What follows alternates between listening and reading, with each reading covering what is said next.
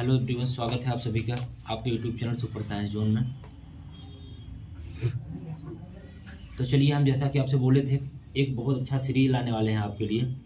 तो आज से हम स्टार्ट करते हैं एक बहुत ज़बरदस्त ब्रह्मास्त्र सीरीज, जिसमें कि बहुत अच्छे अच्छे टॉपिक आपको पढ़ने को आज मिलेंगे। आज हम लोग देखेंगे बहुत अच्छे अच्छे टॉपिक इसमें आज हमको पढ़ाएंगे, और ये सीरीज आपका कंटिन्यू चलेगी। बस केवल 10 से 15 मिनट की वीडियो होंगी, ठीक है ना। ये आपकी कंटिन्यू चलेगी, लेकिन आप लोग इस पर अभी 1-2 दिन का टाइम है, आप लोग इस पर रिस्पांस दीजिएगा कि आपको ये सीरीज कैसी लगी। अब आप बोलेंगे सर किस एग्जाम के लिए है सीरीज। देखिए, किसी भी एग्जाम के लिए है दोस्त। ये आप जैसे यूपी पुलिस आपका जुलाई में होने वाला है, यूपी पुलिस री एग्जाम आपका होने वाला है, और आपका आरपीएफ होने वाला है। आपको पता होगा किसका आरपीएफ का एग्जाम होने वाला है, कांस्टेबल एंड एसआई का। एसआई की एग्जाम हम भी देंगे, ठीक है। तो आरपीएफ, कांस्टेबल और एसआई का एग्जाम होने वाला है।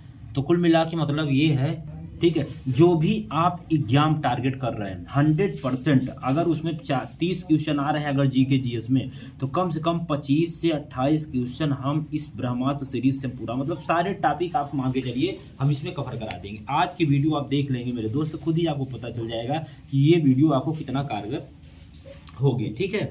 तो देखिए, आज जितने टॉपिक हम स्टार्ट करेंगे बहुत ही ज़बरदस्त कॉन्सेप्ट है, और बहुत अच्छे अच्छे क्वेश्चन आपके लिए हम लाए हुए हैं। उससे पहले देखिए, थोड़ा सा बताते हैं कैसे आपको पढ़ाई करना है। समझिएगा मेरी बात बहुत अच्छे से।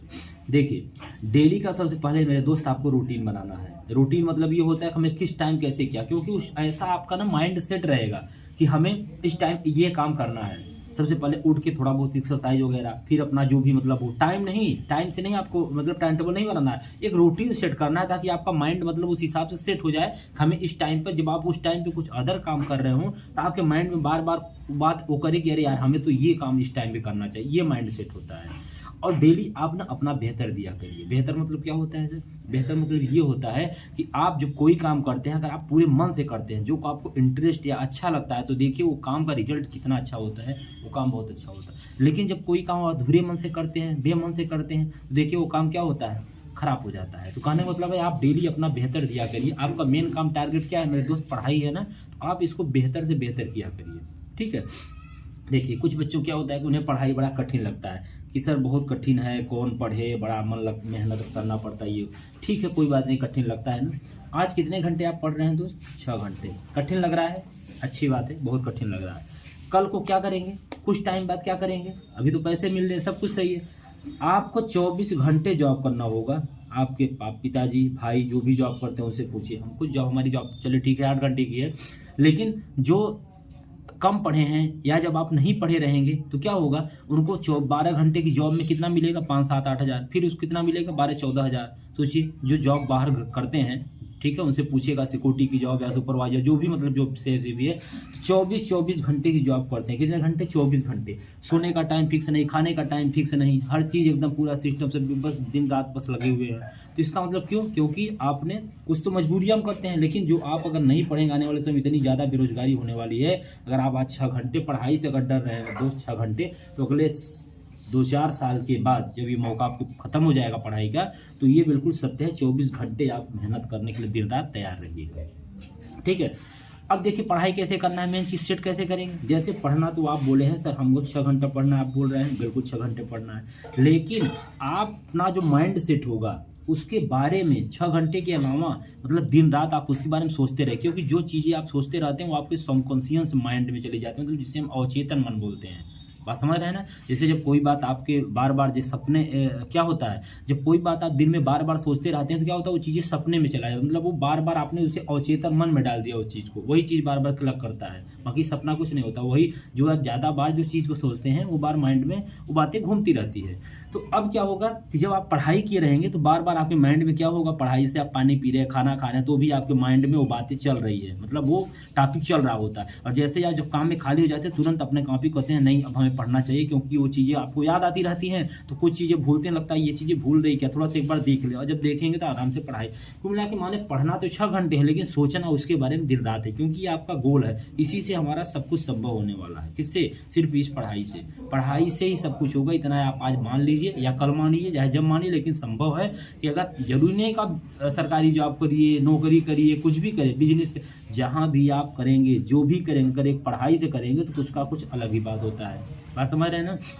तो कहने का हमारा मतलब सिर्फ एक ही है कि आप पढ़ाई करिए, पढ़ाई करिए, पढ़ाई करिए, और आराम से सब कुछ संभव हो जाएगा अगर आप पूरी ईमानदारी, अगर शिद्दत से पढ़ेंगे, या जो भी काम करेंगे अगर पूरे मन से, अगर एकदम 100% श्योर है आपका। ठीक है, तो चलिए अब आज हम लोग सीरीज शुरू करते हैं। ब्रह्मास्त्र सीरीज आपका नाम है। इसमें देखिएगा, सबसे पहले शुरुआत करते हैं, बहुत कम टाइम का होगा और इसका PDF ही हम दे देंगे। ये हमारा व्हाट्सअप नंबर है, इसे नोट करिए 9450523690। कॉल मत करिएगा, कॉल करना हो 7 बजे रात के बाद करिएगा।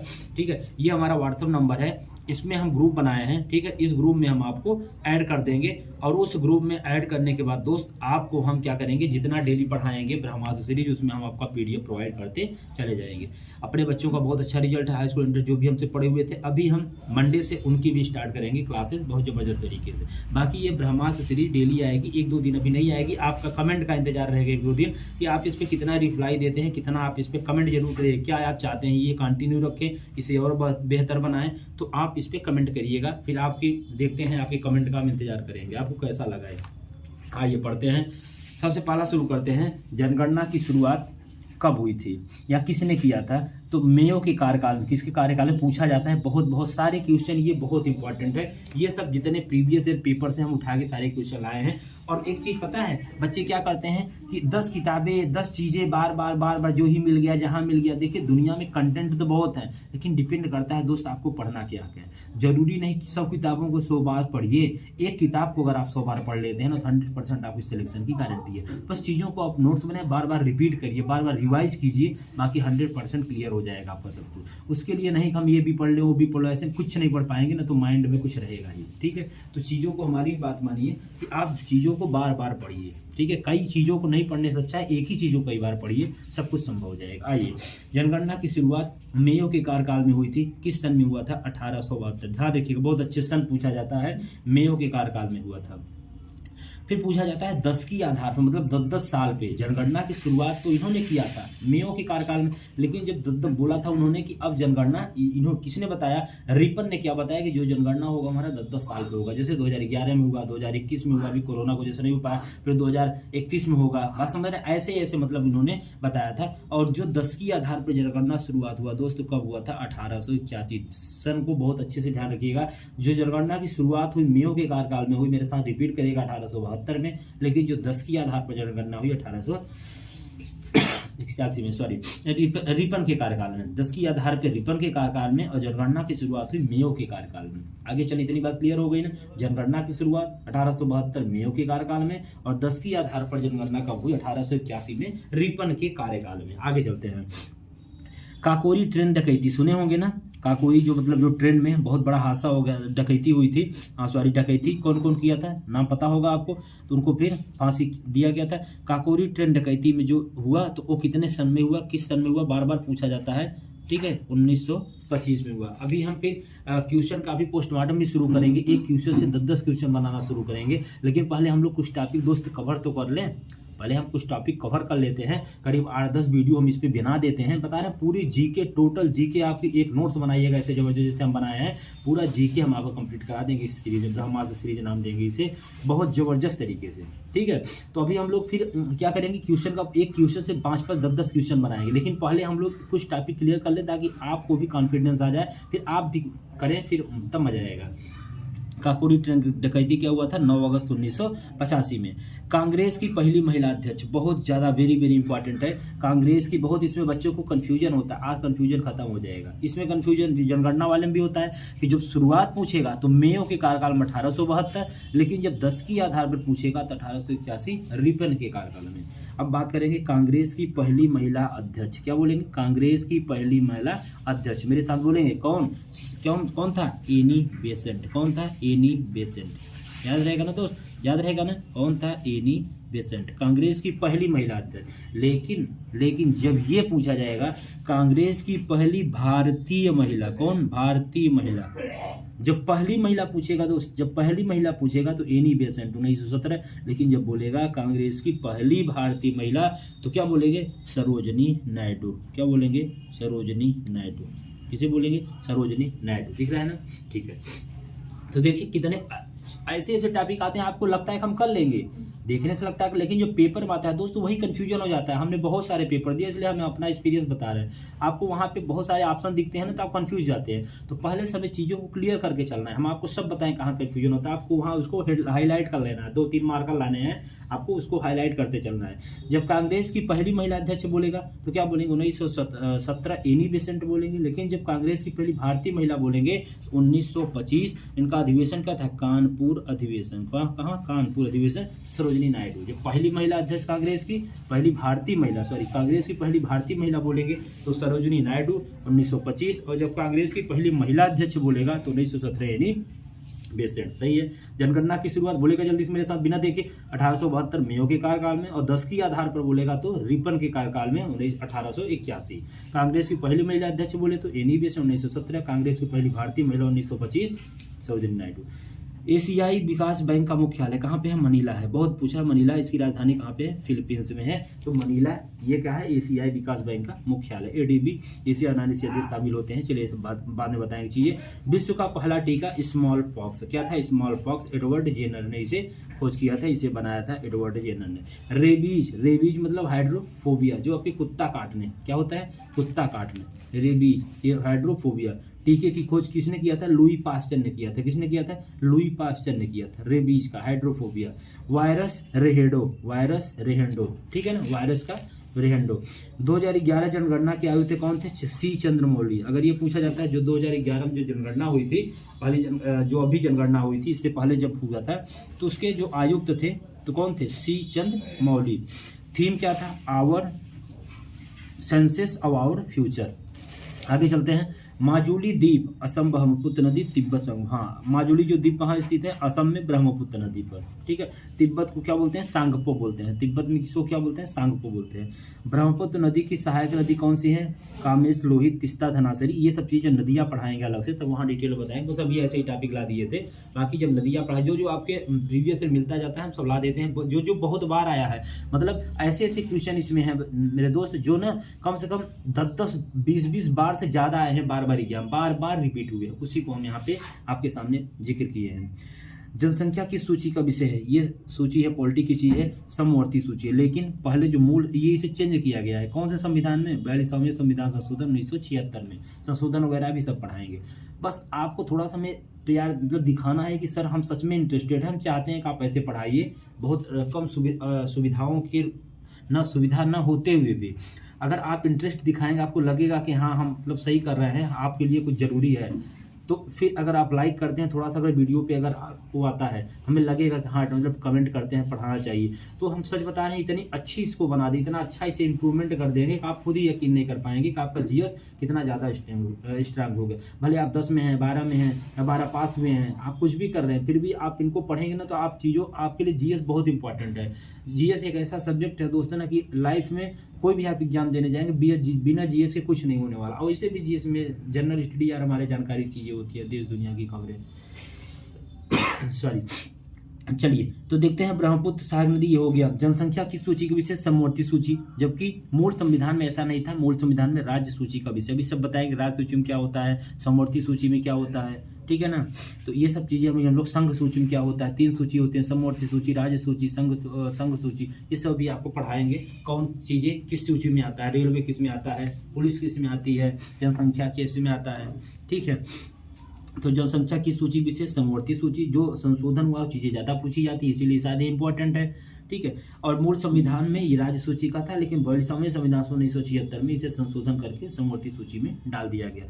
जनगणना संघ सूची का विषय। देखिए दोनों बहुत कंफ्यूजन होता है, जनसंख्या समवर्ती सूची का है, जब मूल पूछेगा मूल संविधान में अगर ऐसा पूछ लिया तो उस समय राज्य सूची का विषय है, इसे संशोधन किए गए 42वें संविधान संशोधन 1976 में। लेकिन जब पूछेगा दोस्त जनगणना, जनसंख्या जनगणना में अंतर है, ठीक है ना, जनगणना पूछेगा तो जनगणना संघ सूची का विषय है। और शिक्षा समवर्ती सूची का, किसका है, समवर्ती। तो तीनों चीजों में एक बार फिर से हम रिपीट कर देते हैं, कोरिलेट कर लीजिए ताकि ये भूलना नहीं चाहिए, एक बार कोरिलेट करें। आइए, जनसंख्या की सूची का विषय है, समवर्ती सूची का विषय है, लेकिन मूल संविधान में सर राज्य सूची का विषय था। लेकिन 42वें संविधान संशोधन 1976 में इस मूल संविधान मतलब मूल संविधान को क्या किया गया, जो मूल संविधान से इसे हम राज्य सूची से समवर्ती सूची में डाल दिए गए किसी जनसंख्या को। जनगणना हमारा संघ सूची का विषय है, लेकिन शिक्षा जो है वो समवर्ती सूची का विषय है। ठीक है, आइए आगे चलते हैं। दूध से दही बनाने में किस जीवाणु का प्रयोग होता है, देखते हैं ना, लैक्टोबैसिलस। ये आपके रेलवे में बहुत ज़्यादा महत्वपूर्ण है, रेलवे में बहुत बार बार पूछा जाता है कि दूध से दही बनाने में किस जीवाणु का प्रयोग होता है, लैक्टोबैसिलस का। किसका दोस्त, लैक्टोबैसिलस का। याद रखिएगा ये चीज, लैक्टोबैसिलस का यूज किया जाता है। इसका जीवाणु मतलब यूज का मतलब ये जीवाणु पाया जाता है। पहली पंचवर्षीय योजना, वेरी वेरी इंपॉर्टेंट, पहली पंचवर्षीय योजना किस मॉडल पर आधारित है, हैरोल्ड डॉमर मॉडल या हैरोल्ड डोमाल्ड मॉडल, जो भी इसे बोलते हैं, हैरोल्ड डॉमर मॉडल। ये 1951 से 1956। इस टॉपिक को हम अलग से बनाएंगे। जो टॉपिक हमें दोस्त लगेगा बहुत महत्वपूर्ण है, इसे अलग से पढ़ाना चाहिए, उस टॉपिक को हम अलग से पढ़ाएंगे। जैसे ये सूची वाला टॉपिक हम आज नोट कर लेते हैं, सूची वाला टॉपिक पर वीडियो हम अलग से बनाएंगे। कौन सा टॉपिक पर, सूची वाला। इसके बाद हम पंचवर्षीय योजना, इस टॉपिक को हम अलग से वीडियो बनाएंगे। ठीक है, बाकी और नदी का हम अलग से वीडियो बनाएंगे। किसका, नदी का वीडियो हम अलग से बनाएंगे। ठीक है, जो टॉपिक हमें महत्वपूर्ण लगेगा दोस्तों ना, उसे हम अलग से वीडियो बनाएंगे। और तो ज़्यादा कुछ नहीं दिखा। ठीक है, हाँ, और ये जो हमारा सन है, जिसमें कौन घटना है, जैसे काकोरी, कबुआ, ये सब घटनाएं का वीडियो हम अलग से बनाएंगे। इतिहास की घटनाएं, ठीक है, ये कोरी कोरा कांड, कबुआ, ये सब चीज़ें मतलब जितनी घटनाएं हुई थी हमारा, उसे हम अलग से टॉपिक वीडियो बनाएंगे। तो जो हमें बहुत इंपॉर्टेंट लगेगा ना, उसे हम नोट कर लेंगे, उसे हम अलग से वीडियो बनाएंगे। और बैंकों का मुख्यालय, किसका, बैंकों का मुख्यालय, कौन सा बैंक का मुख्यालय कहाँ स्थित है, इस पर भी हम अलग से वीडियो बनाएंगे। बाकी और भी टॉपिक जो आपको लगे सर इस पर वीडियो बनाना चाहिए, आप बताइए कमेंट में, हम 100% गारंटी हम पूरी वीडियो बनाएंगे।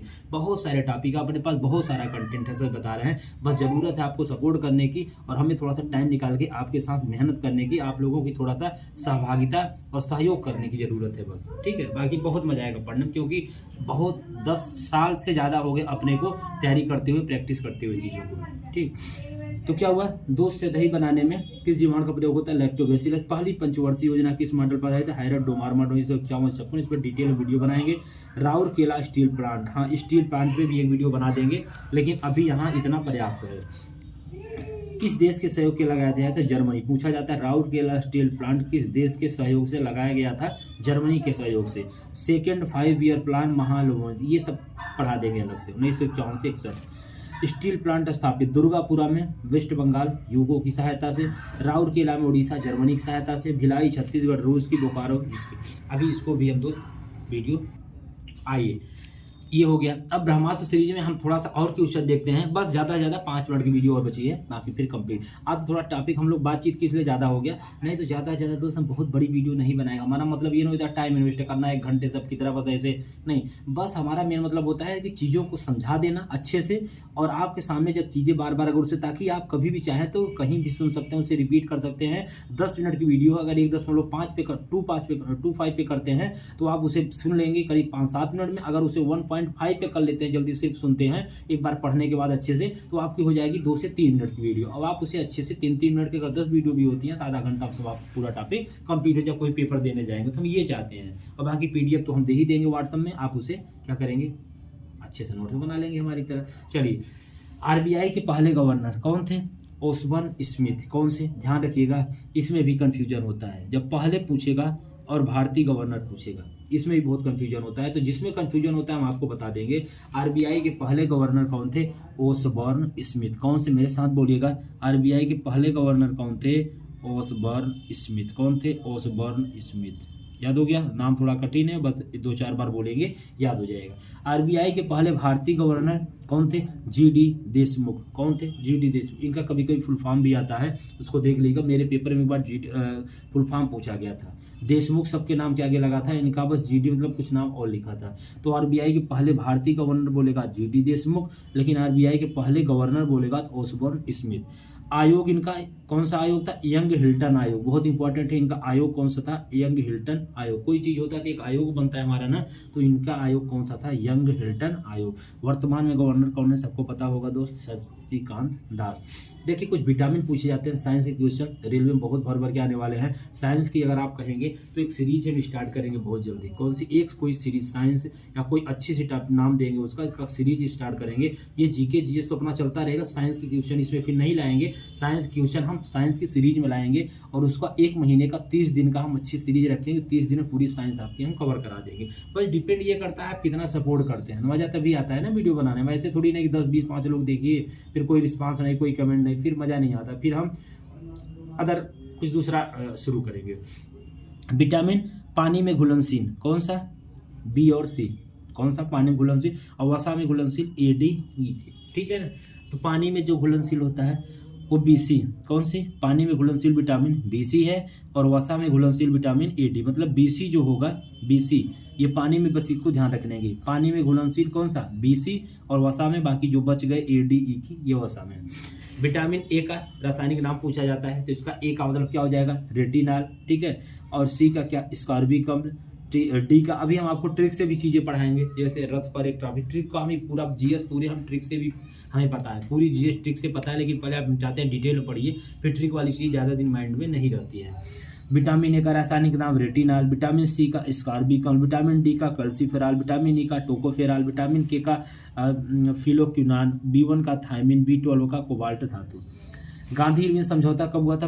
5 मार्च 1931 में। गांधी, अभी हम जितने समझौता हुए हैं, जितने सन वाली चीजें हैं उसको हम अलग से पढ़ा देंगे, आप उसको एक जगह नोट कर लीजिएगा बार बार उसे, क्योंकि सन बहुत कंफ्यूजन होता है बहुत ज्यादा जब पेपर में आ जाता है, तो उसे आप एक जगह नोट करिएगा। गांधी इरविन समझौता 5 मार्च 1931 में। शिकागो शहर की झील के किनारे स्थित है? मिशिगन झील के। महान झील क्षेत्र सुपीरियर, मिशिगन और ओटोरियो ह्यूरॉन यूएस। अब ये चीज़ आपको नहीं पता, कठिन लग रहे होंगे, नहीं पढ़े होंगे तो अच्छी बात है। सुनहर क्या होगा? सुपीरियर एंड ह्यूरॉन के बीच में है। ये वेरी वेरी इंपॉर्टेंट है दोस्त। मीठे पानी की सबसे बड़ी झील कौन सी है? सुपीरियर झील। मीठे पानी की सबसे बड़ी झील पूछा जाएगा तो कौन सा जाएगी? सुपीरियर झील। USA Canada 49 degree Celsius. धुआंधार, ये भी धुआंधार जलप्रपात एमपी के नर्मदा, हमारे पेपर में पूछा गया था एनटीपी से जो हमने दिया था कि मीठे पानी की सबसे बड़ी झील कौन सी होती है? ये तो हो गया। धुआंधार जलप्रपात एमपी में है। कहाँ पे? एमपी में है, नर्मदा नदी के किनारे। ठीक है। अब क्षमादान की शक्ति, ये क्वेश्चन पूछा जाता है, बच्चों को बड़ा सारा डाउट हो जाता है कि राष्ट्रपति के पास भी होता है क्या? नहीं दोस्तों, क्षमादान की शक्ति होता तो देखिए अपने जो क्षमादान की शक्ति है और राष्ट्रपति के पास भी है, राज्यपाल के पास भी है। राष्ट्रपति मतलब प्रेसिडेंट, राज्यपाल मतलब गवर्नर। और ये जो राष्ट्रपति के पास जो क्षमादान की शक्ति है, किस अनुच्छेद? अभी अनुच्छेद में, एक टॉपिक हम लिख लेते हैं पॉलिटी में, अनुच्छेद। कौन सा टॉपिक लिख लेते हैं? अनुच्छेद। अनुच्छेद। एक टॉपिक लिख लेते हैं अनुसूची। क्या लिख लेते हैं? अनुसूची। ठीक है ना। और उसके भाग, ये सब चीजें हम आपको सब रटा देंगे सब अच्छे से, कोई दिक्कत नहीं। क्षमादान की शक्ति राष्ट्रपति, राज्यपाल। राष्ट्रपति को अनुच्छेद 72 में है मृत्युदंड और मतलब ये मृत्युदंड भी है। जैसे उन लोगों में मार्शल लॉ होता है, इसमें सेना में उनको मृत्युदंड नहीं, उनको मार्शल लॉ मतलब ऐसे दिया जाता है अपने मृत्युदंड। तो ये जो क्षमा करने की शक्ति सिर्फ राष्ट्रपति, राज्यपाल के पास ऐसा कुछ नहीं है 161 बनाया गया है, लेकिन मृत्युदंड को छोड़ के और चीजें कर सकता है, लेकिन मृत्युदंड की शक्ति राज्यपाल के पास नहीं होती। जबकि राज्य का मालिक जैसे ये होता है, ऐसे देश का ये होता है। ठीक है। और जैसे मुख्यमंत्री सब कुछ करते मुख्यमंत्री हैं, बस ये नाम मात्र के होते हैं, ऐसे सब कुछ करते प्रधानमंत्री हैं, बस ये नाम मात्र के होते हैं। जैसे आपके घर में बब्बा का जो काम होता है, बब्बा आपके राष्ट्रपति हो गए, पापा आपके प्रधानमंत्री। ठीक है। सेम ऐसे यहाँ भी होता है राज्य में, और ऐसे बस ये कोई भी कुछ बात होगी तो कहेंगे नहीं वही मालिक है, लेकिन मेन तो क्या होते हैं? पापा जी होते हैं सब कुछ। ऐसे सेम अपने भारत में भी है, बस इनका नाम होता है राष्ट्रपति जी हैं, सब कुछ होगा बस नाम मात्र के, बाकी सब चलता किसका है? प्रधानमंत्री का है। वही करेंगे, वही सब करेंगे, जो भी करेंगे वही करेंगे, बस नाम के लिए कुछ हो गया, हमारे राष्ट्रपति में होता है। अभी आप देखे भी थे कि ये कभी हुआ था ना कि राष्ट्रपति और प्रधानमंत्री थे, तो प्रधानमंत्री चेयर में बैठे थे, राष्ट्रपति बगल में खड़ी थी, उसका मतलब चल रहा था, ट्रेस चल रहा था ऐसे यूट्यूब मीडिया पे। वही चीजें होती है कुल मिला के, माने सब इन्हीं के प्रधानमंत्री से ही सब कुछ करता था, माने सब वही है, बस नाम होता है कि राष्ट्रपति महोदय हैं, पद बड़ा है, सारा कुछ बड़ा है। ठीक है। तो ये चीजें हैं कुल मिला के आज। अब हाँ, ये देखिए बस इतना ही था, आज पहला दिन था इसलिए ज़्यादा नहीं रखेंगे, इसमें थोड़ा सा बातें चीतें कुछ बारे में। लेकिन अब जब हम लोग अगली क्लास रखेंगे ना, तो संडे को हमारा बात का टॉपिक अलग होगा। मतलब संडे को जैसे पहले आते थे लाइव, वैसे लाइव आएंगे 8 बजे, और थोड़ा बहुत आपसे 10 मिनट आधा घंटा बातें करेंगे, जो आपको डाउट होगा पूछेगा। लेकिन जो हम लोग पढ़ाई की बात करेंगे दोस्त, वो सिर्फ 10 से 12 मिनट डेली हम लोग, 1-2 दिन आपके कमेंट का इंतजार होगा, देखते हैं आपको सीरीज कैसी लग रही है, बाकी फिर हम लोग अच्छे से पढ़ाई करेंगे। ठीक है। तो हमारा बस एक ही उद्देश्य है कि आप खूब मन लगा के पढ़िए जितना हो सके, क्योंकि पढ़ाई से अच्छा मज़ा किसी चीज़ में नहीं है। अभी आपको कोई मेहनत नहीं, अपने घर में पंखे के नीचे आराम से बैठ के पढ़ाई कर रहे होगे। जब आप पढ़ाई कर रहे होते दोस्त कोई आपको कुछ नहीं बोलता है, ये काम अगर आपको काम भी रहता है घर में, आपको देखते हैं पढ़ाई करते हुए घर वाले, तो कभी नहीं बोलते हैं चलो हो गया पढ़ रहा है। लेकिन आज आपको इतना मौका मिल रहा है, आपकी किस्मत है, अच्छी बात है, आपको इतना सौभाग्य मिला है। यहाँ तो लोगों को पढ़ने का अवसर ही नहीं मिल पाता दोस्त, सच बता रहे हैं। शुरुआत मतलब उनका इतना गरीबी ऐसे माहौल में जन्म होता है कि पढ़ने के लिए सोच ही नहीं सकते कितना भी चाह के, फिर भी देख रहे हैं लोग यहाँ IAS बनते हैं, हवा में सब कुछ करते हैं। ठीक है, तो ऐसा भी टाइम आएगा कभी आपको खुद आप पढ़ने के लिए मेहनत करेंगे तब आप पढ़ सकेंगे। तो अगर आपको सौभाग्य मिला है, अगर आपके घर वाले सपोर्ट कर रहे हैं तो आप बहुत भाग्यशाली हैं। और आप खूब दिल जान से मेहनत करिए, सफलता तो मिलेगी यार। नहीं इस क्षेत्र में किसी फील्ड में आप जहाँ रहेंगे ना वहाँ आप चमकते रहेंगे, अगर आपने ईमानदारी से पढ़ाई की है। ठीक है, तो अपने पर भरोसा रखिए और अपने साथ विश्वास, अपने पास मतलब अपने साथ वफादार रहिए। कहने मतलब ये है अपने आप से गद्दारी कभी नहीं। और अगर पूरे शिद्दत से पूरे मन से पढ़ेंगे सफलता क्यों नहीं मिलेगी यार। पढ़ने वालों को ही तो सब कुछ मिलता है। ठीक है, मेहनत करने वालों को ही सब कुछ मिलता है, बाकी तो सब चलता रहता है, मोह माया है। तो चलिए फिर इतना ही रखते हैं, ज़्यादा बड़ी वीडियो नहीं रखते हैं कुल मिला के। और लेकिन हाँ ये ध्यान रखिएगा कि ये हमारा व्हाट्सअप नंबर है, इस पर आप मैसेज करिएगा तो हम आपको अपने ग्रुप में ऐड कर लेंगे। ब्रह्मास्त्र सीरीज उसका नाम ही रखेंगे और उसमें हम लोग पूरा GK GS कंप्लीट करेंगे। स्टैटिक GK करें मतलब साइंस सारा कुछ इसमें हम आपको कंप्लीट करा देंगे। ठीक है, और बाकी कोई अगर क्यूरी होगी, कुछ पूछना होगा आप कमेंट करिएगा, नहीं तो इस पर मैसेज करिएगा। बाकी तो सब ठीक है। चले फिर ऑल द बेस्ट सबको, मस्त रहिए, पढ़ाई करिए, बिंदास रहिए, बड़ों को सम्मान, छोटों को प्यार, महिलाओं का सम्मान करिए। बाकी जो चल रहा है चलता ही रहेगा, बेहतर से बेहतर करिए। Thank you.